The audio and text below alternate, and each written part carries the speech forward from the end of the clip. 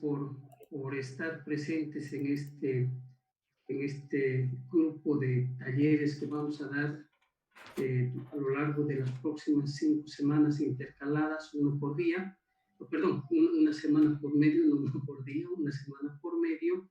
Y antes que nada queremos agradecerles sobre todo su participación y la confianza. Ustedes saben, Energética es una organización que está trabajando más de 25, 26 años en el tema de energías renovables, y todos los años siempre hemos tenido una sesión de capacitación de alto nivel. El año pasado hicimos un curso sobre energía solar, los otros años hemos tenido cursos con docentes internacionales, y este año con el tema de la pandemia esto estaba un poquito más complicado de resolver, pero creo que lo hemos logrado, y justamente este grupo de cursos, que son 5 módulos y que van a intentar al final de esto consolidarse como una certificación de experto en energía solar, es una muestra de lo que estamos haciendo.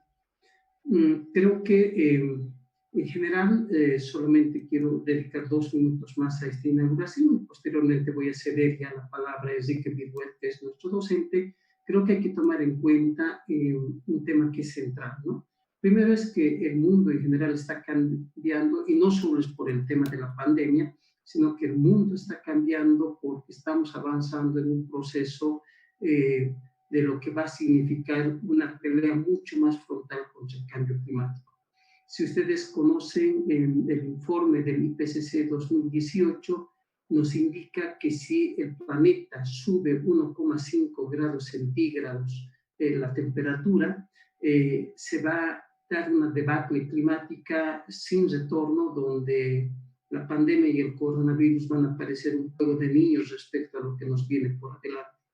Y una de las medidas claves que lanza el IPCC para lograr parar este incremento de la temperatura es justamente que todo el sector energético se descarbonice. Esto implica de a poco, no va a pasar eso en una noche ni de un día al otro, sino esto implica que de a poco vayamos migrando a una matriz basada en energías renovables cada vez más respetuosa con el medio ambiente.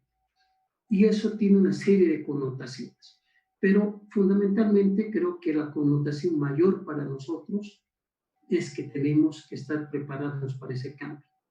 Como todos ustedes han podido ver, nuestro país en general está basada en una matriz de gas natural, en la exportación del gas natural, etcétera, pero creo que tenemos ingentes cantidades de recursos renovables para avanzar, y ahí el tema, además de la energía solar, es vital.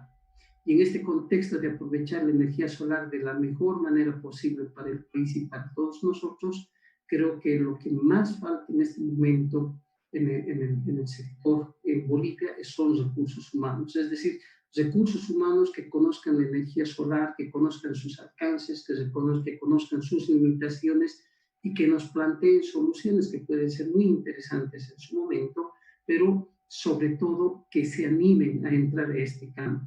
Si ustedes comparan, por ejemplo, solo como un dato, cuántos talleres de motores a combustión hay en el país, cuántos generadores de gasolina o de diésel se venden en el país, cuántas tiendas y cuántos mecánicos saben arreglar, instalar, operar estos generadores de gasolina, diésel, y comparan con la gente que puede diseñar, operar, mantener, instalar una instalación de energía solar, la diferencia es absolutamente grande. Y mientras esta diferencia siga agrandándose, es muy difícil pensar en un futuro basado en energías renovables, y en particular en lo que es la energía solar. Yo creo que además ahora tenemos una oportunidad invaluable. Esta pandemia, además, entre otras cosas, está permitiendo esbozar otro tipo de futuro, no solamente para el país, sino para todo el planeta, y creo que ese es el contexto en el que tenemos que movernos. Es decir, a lo largo de estos 2 meses, que son 5 semanas de clases intercaladas, creo que vamos a poder tocar todos los temas de la energía solar, pero desde una perspectiva de las aplicaciones y de la utilidad. Es decir, no hacer solamente teoría, sino tener conocimientos lo más certeros posible de poder aplicarse a nuestra realidad. Y en ese contexto me parece vital que ustedes estén participando de este desafío. Solamente para concluir, creo que los que tenemos son de un nivel bastante interesante. Voy a empezar detallando un poquito a la ingeniera Sofía Núñez, que nos va a dar el módulo 4 a cargo de plantas fotovoltaicas de gran escala.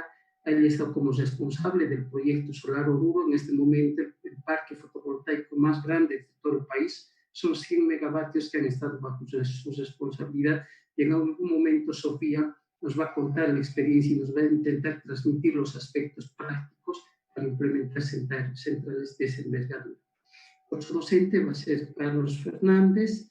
Él es ingeniero ambiental, es ingeniero industrial, tiene una maestría en energías renovables, está trabajando en generación distribuida todo este último tiempo, tiene varios megavatios de proyectos diseñados, instalados, y también ha hecho comisionamiento, que es la recepción física de este tipo de instalaciones, que nos va a contar también su experiencia. Bueno, mi nombre es Miguel Fernández, yo voy a estar como docente en su momento en el tema de energía fotovoltaica, sobre todo en aplicaciones aisladas, y solamente como una parte central, como director de la oficina. Nosotros hemos estado trabajando en este campo muchos años, les decía, y tenemos más de 20.000 instalaciones fotovoltaicas aisladas, que muchas de ellas, la gran mayoría, siguen funcionando de manera óptima. Las que han dejado de funcionar es porque han dejado la red eléctrica, ¿no?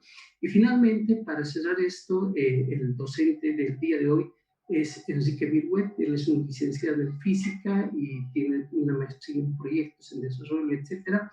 Y Enrique ha sido uno de los fundadores del proyecto de energía solar, casi 25, 30 años atrás, el primer proyecto de energía solar que hubo en el país, que estaba alojado en la Universidad Mayor de San Simón.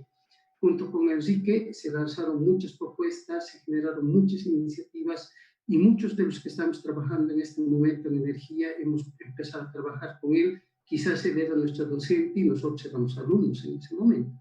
Pero Enrique también lo que ha hecho en ese tiempo ha sido diseñar, armar, calcular el primer mapa de energía solar que se hizo para Bolivia, y que ha servido de base para las versiones sucesivas hasta la última que ha sacado el Departamento de Física, que básicamente es también un mapa que oficialmente lo reconoce el Estado boliviano, el viceministerio, etcétera. Todos usamos esto.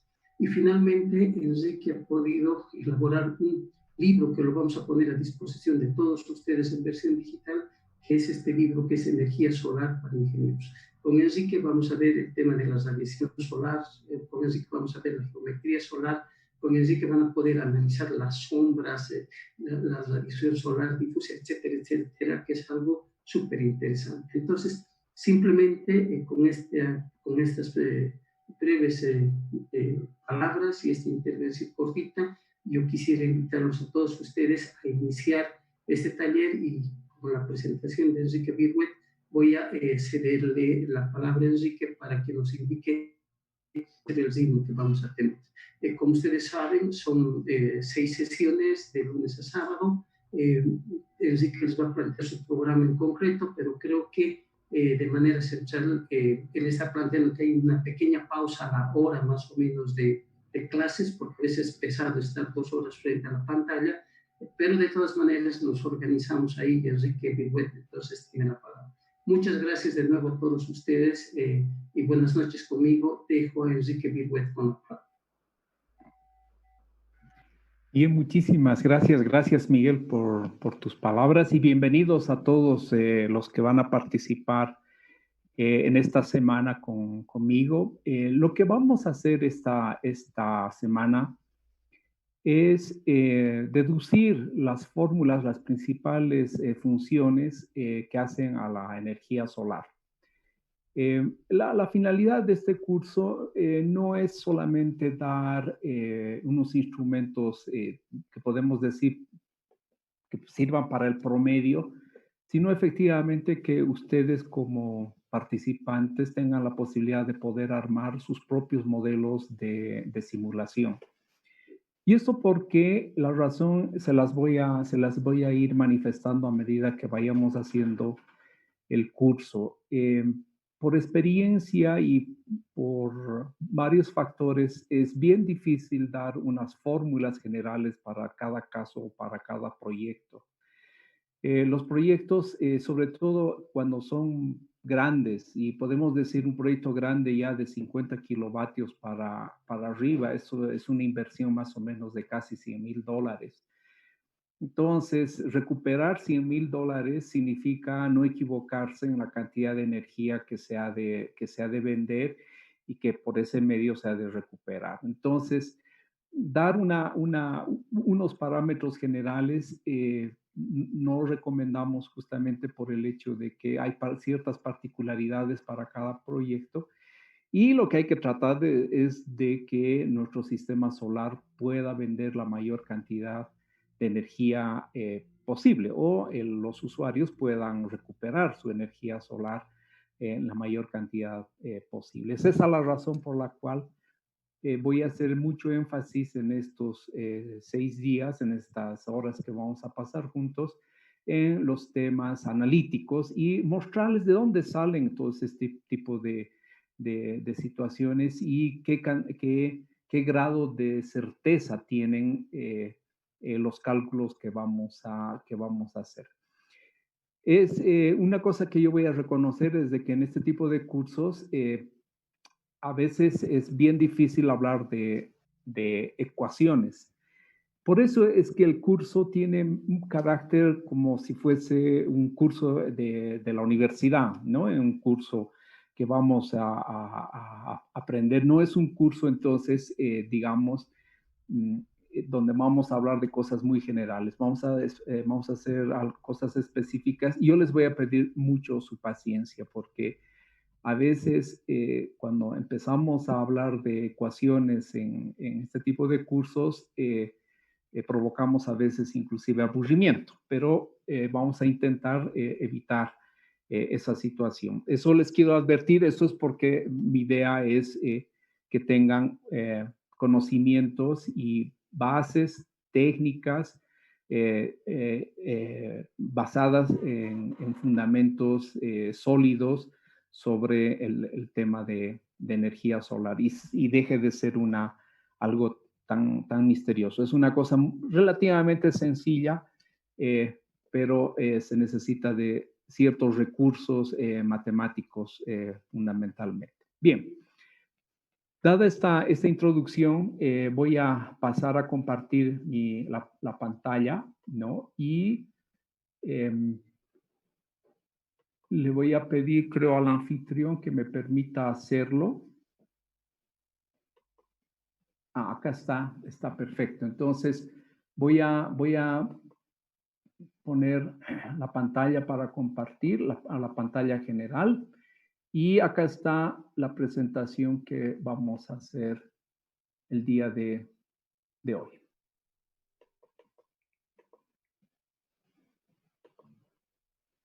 Lo que sí les voy a pedir es sí que me confirmen que están viendo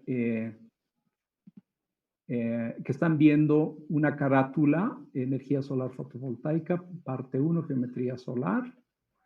Si me pueden confirmar. ¿Sí? Sí, lo vemos. Sí se ve.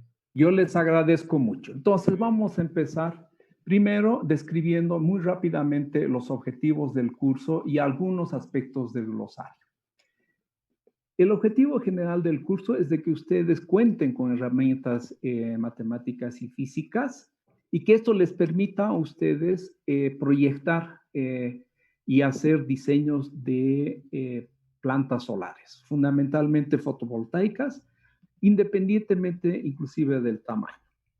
Obviamente cuando el tamaño es más grande, el riesgo es más grande también desde el punto de vista económico, pero siguen siendo las mismas reglas desde el punto de vista técnico en el sentido de hacer los cálculos necesarios.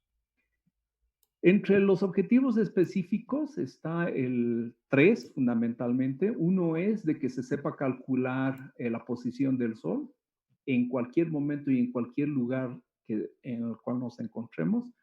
Obviamente vamos a circunscribir los ejemplos fundamentalmente a Bolivia, pero está abierto porque simplemente habrá que cambiar la latitud y longitud de los lugares para poder hacer los cálculos correspondientes y saber dónde está el sol a cada instante. Esta es la primera parte. Vamos a pasar 2 días haciendo esto. Posteriormente vamos a calcular la cantidad de energía solar que llega a 1 metro cuadrado sobre la superficie terrestre, y de este metro cuadrado lo vamos a inclinar y le vamos a dar ciertas orientaciones y nos vamos a volver a preguntar qué cantidad de energía llega a ese metro cuadrado cuando está ya sea completamente horizontal o cuando tiene una cierta inclinación, o no necesariamente al norte, sino en cualquier dirección. Entonces, vale la pena hacer una cuantificación de la cantidad de energía solar. Además, esta cuantificación la vamos a hacer para diferentes épocas del año, y van a ver que es algo bastante sencillo. Sin embargo, vamos a necesitar de algunos instrumentos matemáticos. Y finalmente, los últimos 2 días, vamos a pasar para determinar en los bornes de un panel fotovoltaico qué cantidad de energía, qué cantidad de potencia se recupera y cómo varía esta potencia a lo largo del día o a lo largo del año.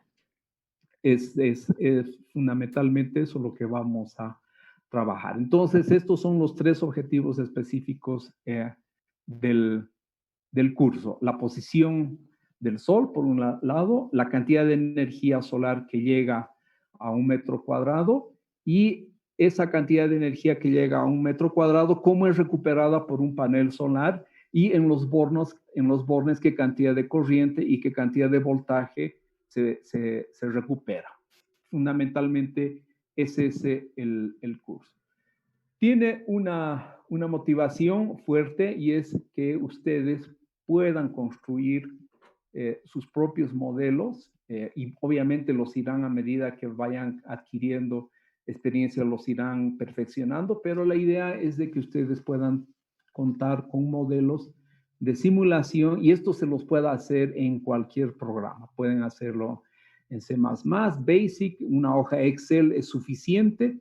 Muchas veces trabajamos con base de datos, y multiplicar, dividir, integrar las bases de datos. A veces podemos utilizar el Access 2013. Y también un instrumento interesante que es el GeoGebra. Les voy a mostrar algunos ejemplos cómo se puede uno imaginar con el GeoGebra las diferentes situaciones para hacer algunas simulaciones importantes. Pero el producto final debería ser que al cabo de estos 6 días ustedes tengan los instrumentos básicos para armar un programa de diseño de fundamentalmente una pequeña o grande planta solar, hasta la salida de la corriente y la tensión que hay en los bornes de los paneles. Posteriormente, cuando vayamos avanzando en el curso, ustedes irán profundizando qué son los otros elementos que se van a utilizar después de los paneles solares, ¿no? Van a estar ahí los inversores y las compatibilidades que tienen que tener, ya sea con la red o con una red interna, una mini red, etcétera. Pero eso es ya parte de la segunda parte. A mí me corresponde hasta el hecho de que ustedes puedan armar un pequeño diseño informático. Bien. Entonces, ya lo había señalado, ¿no? El contenido está en relación a los objetivos, y por lo tanto vamos a empezar muy rápidamente con estos 3 principales contenidos y objetivos. Lo que sí les voy a pedir es, hay necesidad de algunos conocimientos previos. Creo que absolutamente todos ustedes los tienen. Necesitamos algo de álgebra, trigonometría, recordar vectores, algo de regresión lineal, los conceptos básicos, ¿no? Resolver algunas ecuaciones autoconsistentes. Fundamentalmente es utilizar el método de Newton-Raphson para el caso de la corriente y del voltaje. Es algo que no es extraño a ustedes. Y finalmente, obviamente, contar con conceptos sobre la conservación de la energía.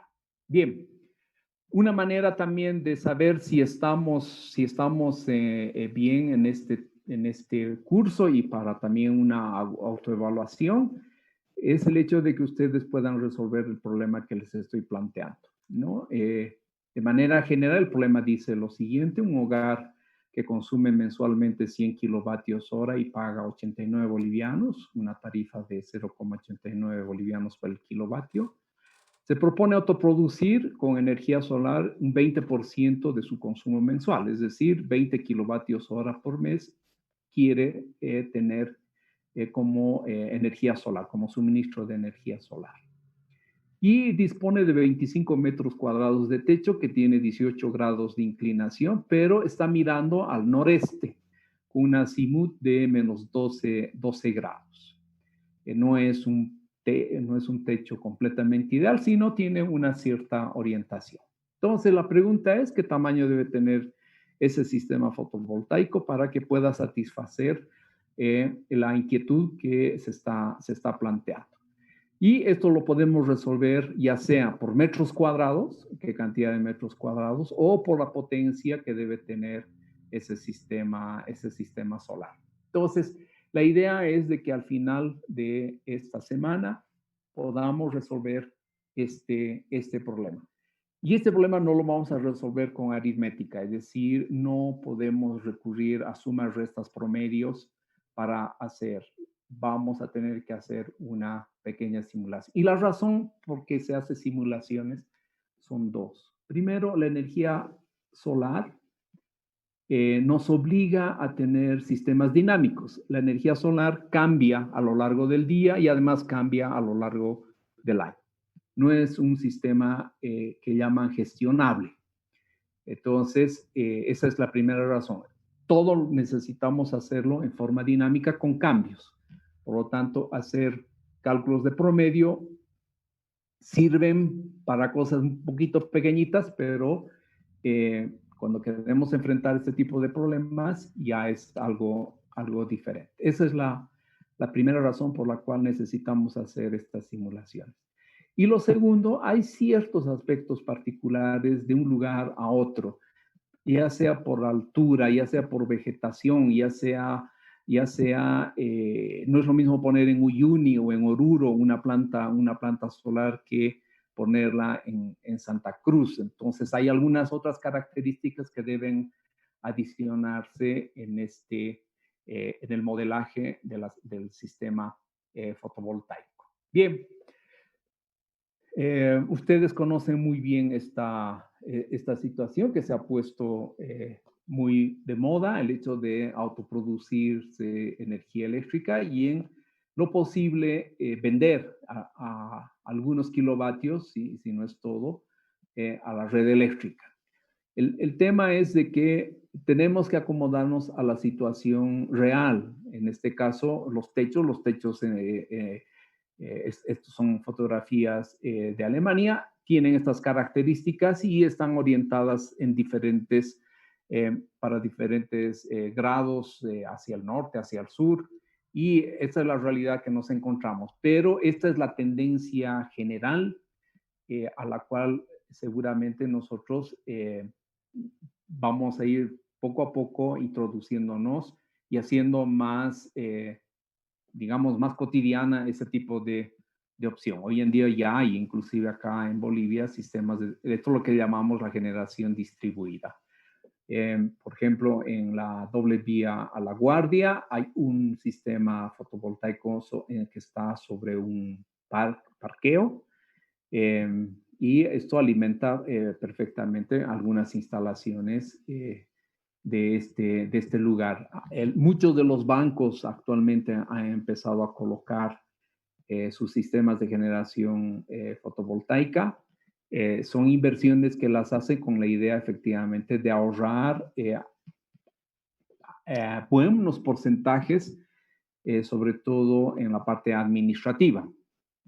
Sin embargo, lo que les hablaba, el gran problema que tenemos nosotros es esta dinamicidad, estos cambios que se producen cuando hay cambios en la energía solar. La energía solar no es constante, tiene una serie de variaciones.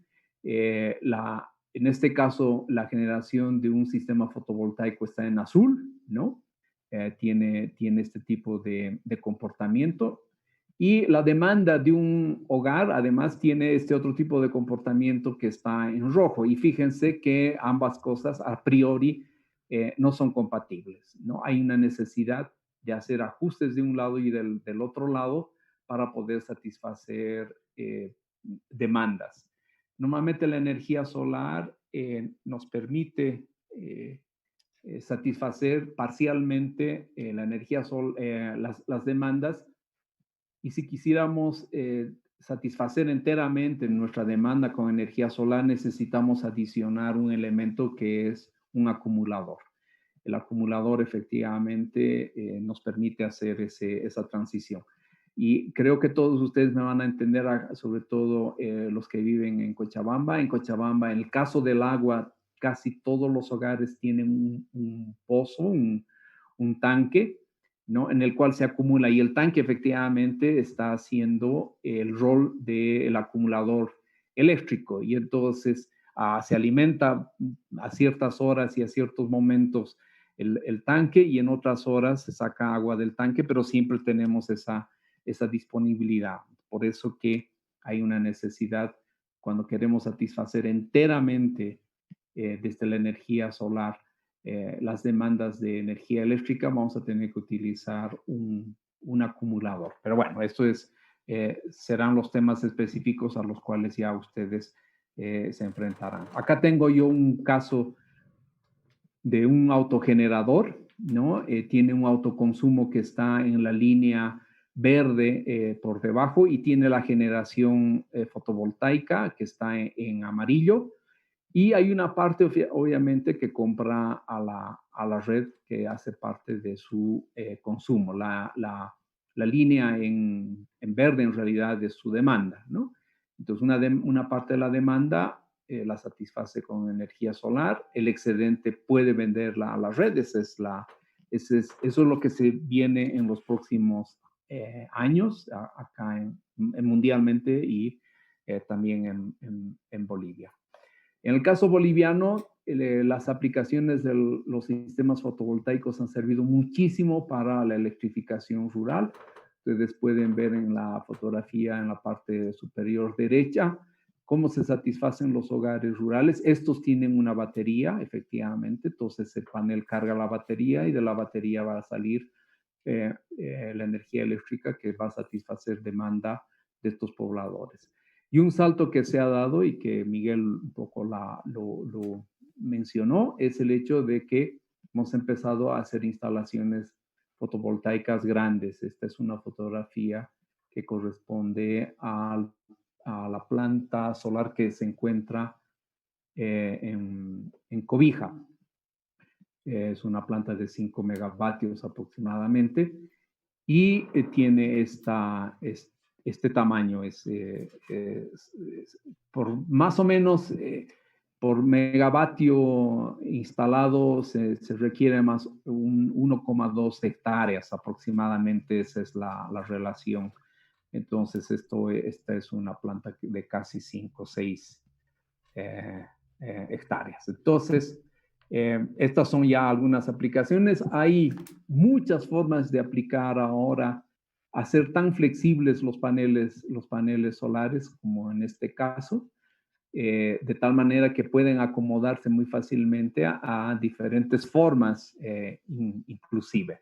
Estos son paneles solares basados fundamentalmente en polímeros, y que tienen esta flexibilidad para poder acomodarse. Tienen ventajas, como también tienen desventajas. Eso lo veremos un poquito más adelante, cuáles son sus ventajas y desventajas de este tipo de equipos. Y fíjense que en este caso en Friburgo, Alemania, prácticamente todos los techos están ocupados con sistemas fotovoltaicos, y la razón es obvia, los precios de estos sistemas han ido bajando enormemente y se han vuelto competitivos con la energía eléctrica que compramos de las distribuidoras. Todavía no es competitivo con la generación de energía eléctrica. Una empresa de generación de energía eléctrica produce muy, muy barato todavía, pero la distribuidora que nos vende energía eléctrica tiene precios que se comparan a los precios de los paneles solares, y de ahí entonces esta casi masiva utilización de los paneles solares para generación y autoconsumo fundamentalmente, sin dejar la red eléctrica que siga proporcionando. La razón es sencilla, yo me puedo autoconsumir durante el día. Eso es lo que habíamos visto en esta, si me permiten, en esta diapositiva. Es durante el día, pero durante la noche tengo que recurrir necesariamente a la red, si fundamentalmente no dispongo de una batería. Disponer de una batería es un costo adicional, además. Hay que hacer un cálculo económico y balancear, pero la batería me va a costar más caro, entonces prefiero no comprar, ni comprar. Me va a salir al final también más barato comprar de la red en la noche, porque no dispongo de energía solar. Bien, hay otras aplicaciones que con el tiempo esto van a ir haciéndose también más comunes. Es el hecho de que hay aviones que en este momento utilizan la radiación solar como mecanismo para mover los motores y poder volar. Esto muy posiblemente en el futuro sea algo también muy, muy común. Acá tenemos la planta solar Uyuni vista en el Google Earth. Es una planta de 100 megas, entonces son más o menos como 120 hectáreas de superficie. Acá tienen otra vista. Esto está conectado directamente a la red eléctrica. Hay un despacho que se hace de la energía que se produce. La gran ventaja que tienen las energías renovables es que su despacho es prioritario. Eso es porque hay una razón muy sencilla, es de que el combustible es cero. El combustible en este caso es la energía solar, y el costo de la energía solar en términos de combustible es cero. Su costo marginal es cero, y eso hace entonces que se despachen prioritariamente todas las energías renovables. Pasa exactamente lo mismo con el agua y pasa exactamente lo mismo con la energía eólica en los dos parques que tenemos en Colpana. Bien, acá finalmente la planta solar de Cobija. Lo interesante de esta planta es de que ha ahorrado más o menos casi como un 20-25% de la energía o del diésel que se utilizaba en Cobija. La única pena es de que el crecimiento en Cobija de la población crece tan rápidamente que lo que se ha ahorrado se ha tenido que se ha vuelto a recuperar porque ha crecido la demanda. Cobija tiene una tasa de crecimiento bastante elevada, de tal manera de que la planta solar, lo que si bien ha hecho ha sido ahorrar en términos diésel, sin embargo, el crecimiento ha sido mucho más rápido.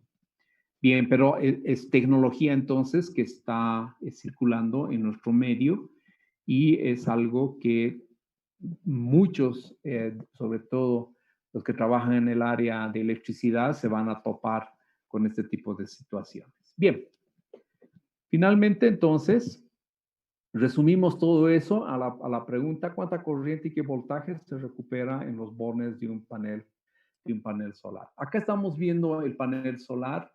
En este caso está orientado hacia el norte. Pueden ver acá. Tiene un cierto ángulo de orientación hacia el este, entonces está en la dirección noreste. Es como la pregunta que tenemos. Este es el ángulo más o menos los 12 grados, y tiene una inclinación aproximadamente de 18 grados. La pregunta es en los bornes que se tiene en este panel solar, qué cantidad de energía eléctrica y qué voltaje son los que podemos nosotros entonces recuperar. Bien. Voy a empezar entonces con el tema de la posición del Sol. Esta es una situación del 18 de julio de este año a las 4:49 aproximadamente hacia el amanecer. Y lo que les estoy mostrando en este momento es un ojo de pez. Vamos a utilizar el ojo de pez para poder determinar la posición del Sol. En este caso, tenemos el ojo de pez dividido en círculos concéntricos que se van a denominar justamente la altura del astro y en unos meridianos que salen desde el punto superior. A esto les vamos a denominar el azimut. Y esto significa que estoy trabajando con una esfera. Esta esfera es una esfera imaginaria que la dividimos, como están viendo ustedes, en alturas y en azimut. Y esta esfera pasa exactamente por el Sol, es decir, el Sol está está en la superficie de la esfera. Entonces, si yo imaginariamente puedo dividir la esfera de esta manera, cuadricularla como está, yo voy a poder entonces determinar a cada momento qué azimut y qué altura tiene el astro. En este caso, por ejemplo, estamos viendo a Venus acá, en este punto, y le va a corresponder por estar en este punto un azimut, viendo desde el norte. Voy a medir esta cantidad en grados, ¿no? Y la altura también va a estar en grados y le va a corresponder seguramente una determinada cantidad. Lo mismo pasa con Marte, con cualquiera de los astros y pasa lo mismo con el Sol. Y acá tenemos al Sol saliendo. Son aproximadamente las 8:30 de la mañana. Ustedes pueden ver acá en la parte inferior la hora y la fecha. Y obviamente que no está tan fácil saber por el hecho del brillo, pero eso no nos va a impedir hacer los cálculos y saber determinar. Lo que sí el Sol hace una trayectoria, es una trayectoria regular, varía a lo largo del año, eso lo sabemos, pero tiene un alto grado de regularidad y ese alto grado de regularidad permite establecer algunas ecuaciones. En este momento que estamos viendo la imagen, está pasando por el meridiano a esta línea que se encuentra acá, que exactamente cae al norte, es el meridiano del lugar. En el caso Cochabamba se encuentra aproximadamente a los 66.18 en meridiano. Y cuando pase por el meridiano, en la nomenclatura de la energía solar está culminando el Sol, es decir, está pasando por el punto más alto de su trayectoria. Y para nosotros que trabajamos con energía solar, se va a fijar como la hora solar las 12. No es las 12 del día, hay una relación entre el reloj y la hora solar, la vamos a ver más adelante, pero desde el punto de vista de la hora solar, para nosotros este momento es exactamente 12 horas solares, cuando culmina en el meridiano y va a tener obviamente una cierta altura que van a hacer contar estos círculos concéntricos hasta llegar a este punto y va a tener seguramente un valor. Para nosotros, el meridiano siempre es el 0 para contar y vamos a contar los grados hacia la izquierda, perdón. Vamos a contar los grados hacia el este negativos, hacia el oeste positivos. es una convención que se hace, y la altura a nivel del suelo siempre ha de ser 0 y va a encontrar el cenit. El cenit es lo que está encima, exactamente encima de nuestra cabeza, pero como estoy acá en un ojo de pez, entonces yo puedo mirar el cenit, pero en realidad tendría que levantar la cabeza a 90 grados para ver el cenit. Pero con el ojo de pez esto me permite ver. Este punto de acá le vamos a denominar nosotros el cenit de la trayectoria solar. Y finalmente, el Sol lo que hace es terminar poniéndose. Vamos a medir del norte del meridiano hacia la izquierda cuántos grados son y determinar un nivel de altura. Esta es una manera de posicionar el Sol a lo largo del día y además de los sucesivos días. Hay algunas características muy particulares para el Sol. Por ejemplo, en verano el Sol va hacia atrás, es decir, nos va a alumbrar las espaldas. Eso en cualquier punto del territorio nacional. Y eso porque nos encontramos entre el Ecuador y uno de los trópicos, el trópico de Capricornio, que está al sur. Eso lo vamos a ver un poquito más adelante, pero hay momentos en que el Sol apunta al norte, como estamos viendo acá, pero también hay momentos, sobre todo diciembre, algo de enero y un poquito de febrero, el Sol alumbra nuestras espaldas cuando nosotros estamos mirando al norte. Y eso obviamente, ya pueden preguntarse, tiene implicaciones en la explotación energética. Bien. Para empezar entonces a deducir cómo se hacen cómo vamos a calcular y vamos a posicionar al Sol, vamos a utilizar lo que se llama la trigonometría esférica. ¿Qué es la trigonometría esférica? Tenemos una esfera y dentro de la esfera, sobre la esfera, fijamos un punto. Ese punto efectivamente es el Sol. Es una esfera muy, muy grande, ¿no? Y lo que vamos a hacer es poner coordenadas a esta esfera.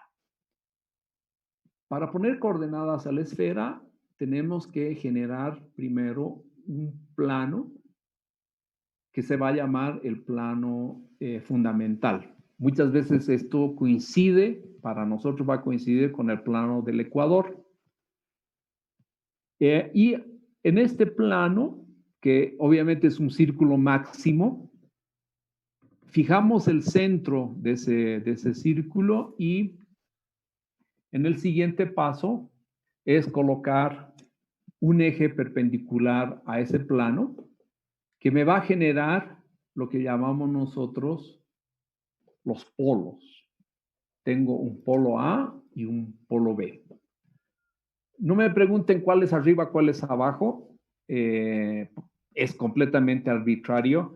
Sin embargo, por la tradición, no sé, porque tal vez han sido en Europa los primeros en establecer, es que ellos han escogido el polo norte como positivo y el polo sur nos han dejado como negativo. Eso nos trae algunos pequeños problemas, pero que no son difíciles de superar.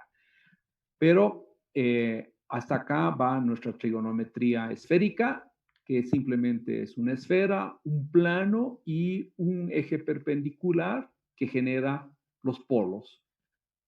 Va a ser en el caso del polo norte y en el caso del polo sur. Y el punto, que en este caso va a ser el Sol, que se va a encontrar en alguna parte sobre la superficie de esta esfera. El siguiente paso que hacemos es generar un cero. Ese cero es arbitrario. Para el caso de la Tierra,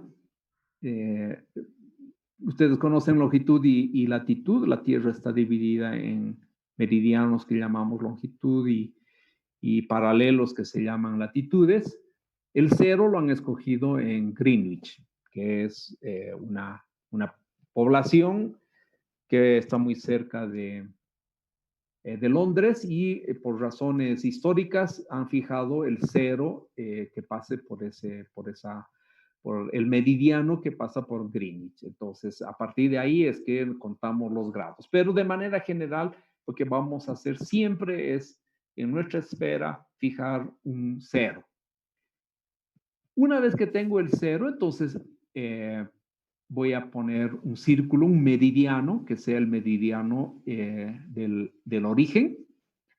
Una vez colocado este meridiano, lo que hacemos es, pasar ahora un círculo mayor por el punto donde se encuentra el astro. En este caso, va a tener que pasar por P, ¿no? Y se va a generar, obviamente, un diámetro, ¿no? Con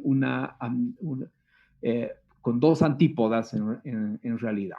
Pero ya pueden percibir muy fácilmente que acá se puede ya al astro medir su posición, porque lo que vamos a hacer es, desde el 0 sobre el plano fundamental, voy a generar un ángulo, que va a ser el ángulo horizontal, y voy a generar un segundo ángulo desde el plano también horizontal hasta el astro, pero sobre el meridiano que le está correspondiendo, otro ángulo. Y estos son los dos ángulos fundamentales que nos van a generar la posición de cualquier astro. En este caso, vamos a aplicarlo al Sol.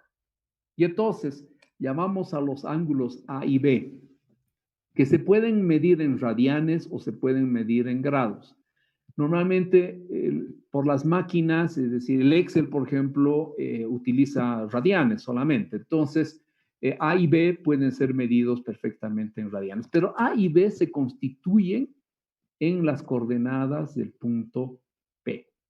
¿Cómo hemos hecho eso? Simplemente es una construcción muy sencilla, la voy a retroceder para que se pueda comprender, y es de tener una esfera, ¿no? Sobre la cual construimos un plano fundamental, que normalmente va a ser un ecuador. Fijamos el punto central por el cual hacemos pasar un eje que va a generar los polos.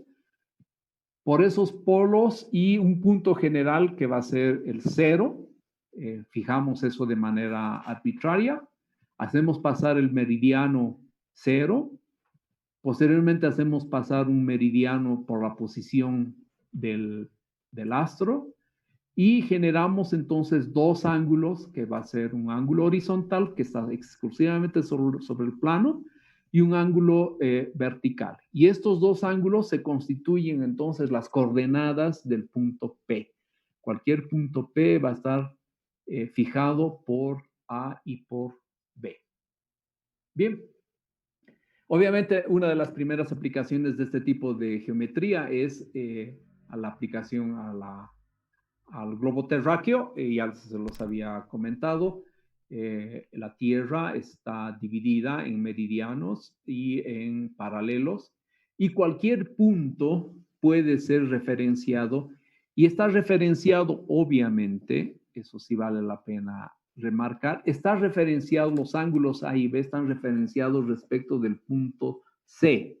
C es donde está el observador, y es en C que el observador mide las coordenadas A y B en términos de ángulos. Lo mismo pasa entonces en la Tierra. Imaginariamente hay un observador en el centro de la Tierra, y para determinar cualquier posición de cualquier lugar geográfico, entonces él genera una latitud y genera una longitud, y que va a dar las coordenadas específicas para este caso, con el 0 en el meridiano de Greenwich. Esta es una de las aplicaciones entonces muy práctica de la geometría esférica. Bien, ¿cómo hacemos para aplicar eso al Sol? Un poquito entenderemos cómo funciona el mecanismo solar. Vamos a regresar a las épocas de antes de Galileo. Es decir, la Tierra se encuentra en el centro, porque nosotros somos los observadores del Sol y somos nosotros los que vamos a calcular su posición. Entonces, reinvertimos otra vez Galileo. Entonces, la Tierra se encuentra en el centro y el Sol hace su trayectoria a lo largo del año en un plano que se llama la eclíptica. Este plano, vamos a ver más adelante, va a ir variando de acuerdo a la posición que tenga el Sol a lo largo del año. Sin embargo, se pueden fijar ya en esta eclíptica dos posiciones importantes que son los equinoccios de otoño y de primavera y los solsticios de verano y de invierno. Entonces, este plano sobre el cual se desplaza el Sol y que nosotros miramos desde la Tierra se va a llamar la eclíptica y tiene las siguientes características. Acá yo tengo en mi sistema de coordenadas ecuatoriales, tengo acá el plano del Ecuador, ¿no?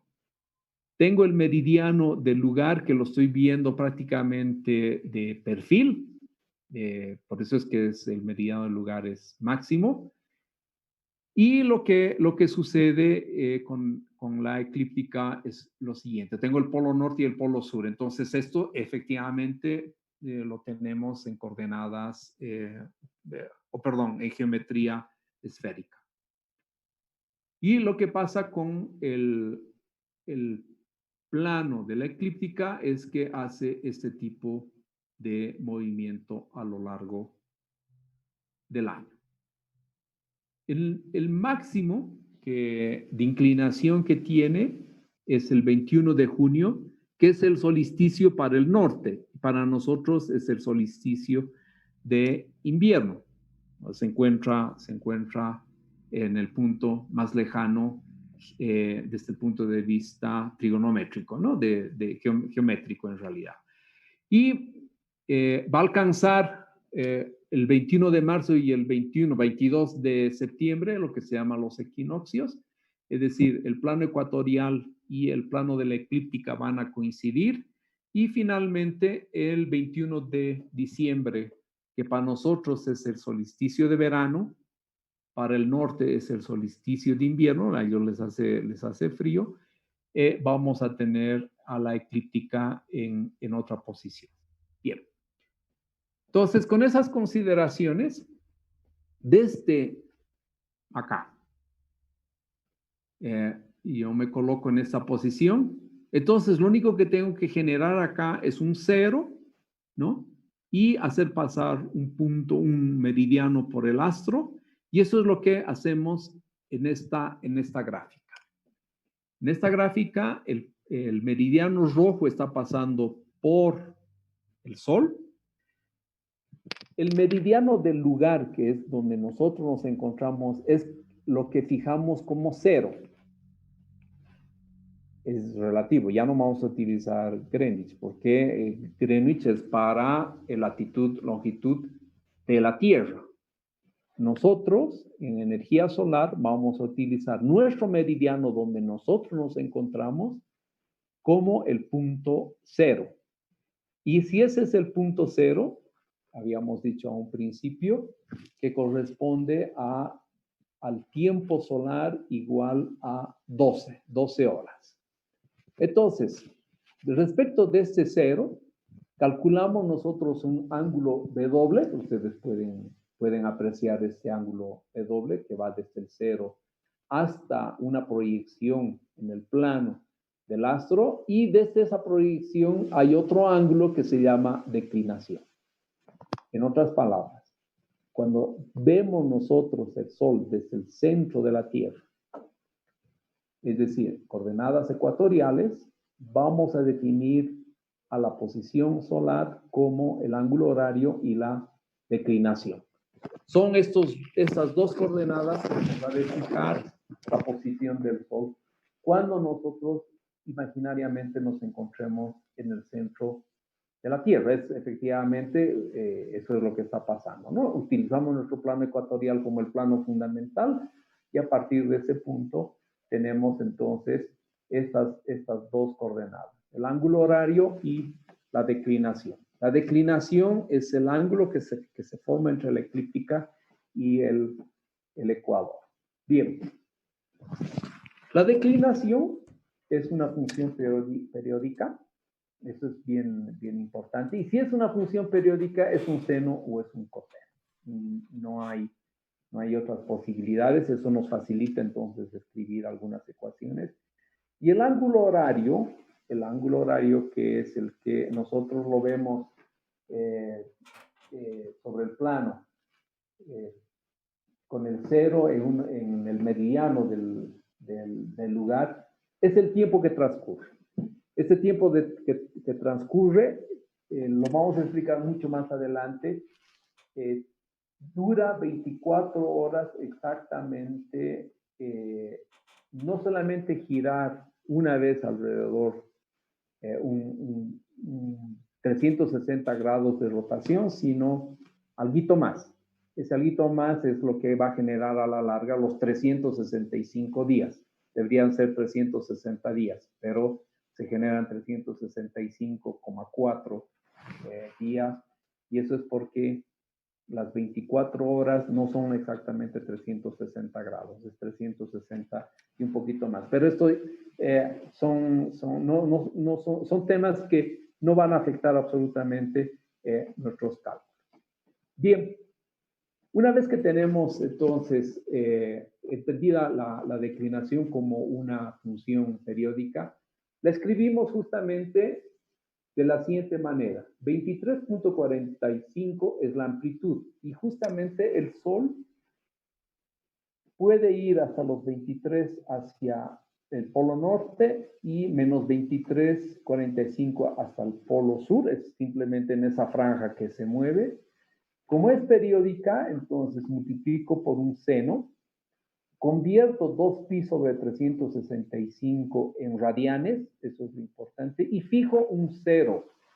dn es el número del día. En energía solar se utiliza, no se utilizan las fechas, se utiliza números de días. Y el número de día, el día 1 es siempre el 1 de enero, de un año que no es bisiesto. Y termina en el día 365, que es el 31 de diciembre, pero de un año que no es bisiesto. El tema de los años bisiestos simplemente es como adelantar el reloj, porque se ha producido un retraso. No es que se esté inventando un día de más, sino parece contradictorio, pero lo único que hacemos es adelantar el reloj. Pero bueno, esta ecuación tiene una exactitud muy grande para calcular la declinación, la posición del Sol. ¿Por qué se pone 284? Es decir, cuando dn valga, en realidad, dn podría valer también menos 284. Podría valer 284 y va a ser un número múltiplo. Corresponde al 21 de septiembre, el número 284. Entonces, es a partir del 21 de septiembre que se empieza a contar la declinación como 0. Si ustedes ponen 284 van a encontrar ese valor. Y la declinación entonces es 0 para el 21 y también va a ser 0 para el 21 de marzo, para esas dos fechas. Y el ángulo horario, lo que habíamos dicho es de que para t igual a 12, como es el origen, tiene que ser W, tiene que ser igual a 0. Y habríamos dicho entonces de que cuando está culminando el Sol en el meridiano del lugar, es para nosotros las 12 horas solares. Entonces, si sustituimos las 12 horas T por 12, va a ser 12 menos 12, 0, y el ángulo le va a salir el 0, es decir, el punto de referencia.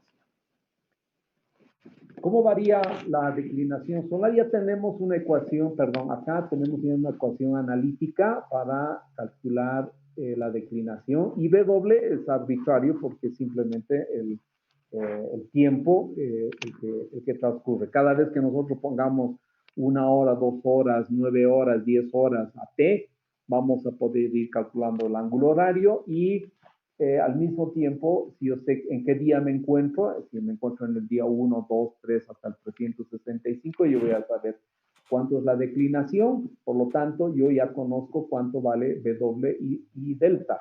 Entonces, tengo fijado ya el Sol, conozco sus coordenadas del Sol respecto de un punto de referencia que es el centro de la Tierra. Tenemos acá variaciones de la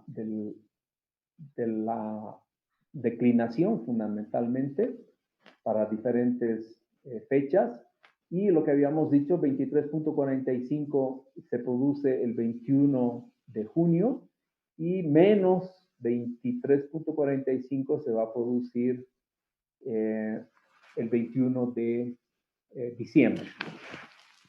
En la tabla, ¿por qué pongo una tabla? Es porque analíticamente se encuentran ya estos valores. En la tabla que está a la izquierda, ustedes van a ver el día 17, 47, 75 y así sucesivamente hasta llegar al 344. Estos días son los que vamos a utilizar para hacer las simulaciones. No es necesario hacer la simulación sobre los 365 días, sino basta escoger estos días. Tienen un carácter universal estos días. La característica está en que el promedio de la declinación del mes, en este caso el día 17 de enero, el promedio de la declinación del mes de enero coincide con la declinación del día 17. Entonces, es como que el Sol hubiese estado siempre en esa posición para sacar promedio y no hacer simulaciones día tras día. A veces las simulaciones día tras día ahora se pueden hacerlas porque, bueno, tenemos una computadora que puede manejar muchísimos datos, pero no ganamos en economía si simplemente hacemos simulaciones para estos días. Entonces, el día en febrero, que corresponde al 16 de febrero, que es el día número 47, siempre de un año que no es bisiesto, este día 47, su declinación corresponde al promedio de la declinación de todo el mes. Y así sucesivamente. Estos días los vamos a utilizar muchísimo para calcular la radiación solar y para hacer nuestras simulaciones. Y lo único que vamos a hacer después para calcular la cantidad de energía es multiplicar. En el caso, por ejemplo, de marzo, que es el día 75, el 16 de marzo, corresponde al día 75. Marzo tiene 31 días, entonces el día 75 para nosotros es el representativo y lo único que vamos a multiplicar es los valores que encontremos del día 75 por 31. Y así voy a tener entonces la cantidad de energía o la cantidad de potencia que puedo recuperar en los 31 días del mes de marzo y así sucesivamente. Bien. Tienen ustedes los valores de la declinación vistos desde el centro de la Tierra.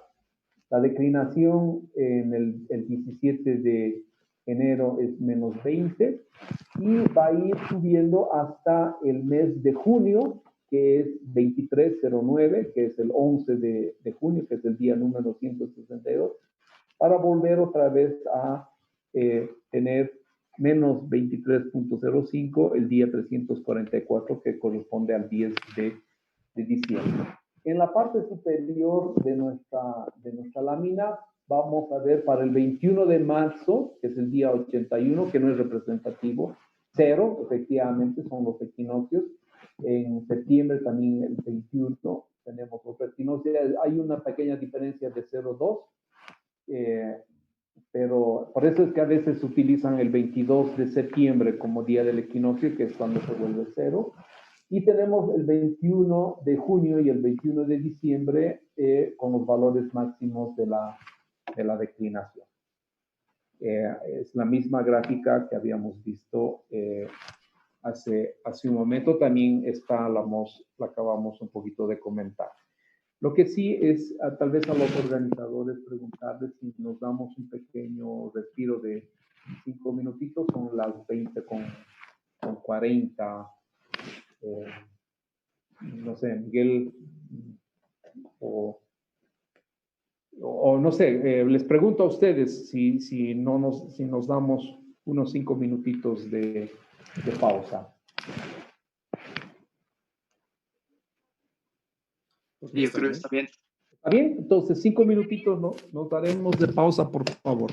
Lo que sí es, regresando a la pausa, si hay algunas preguntas para poder resolverlas, pero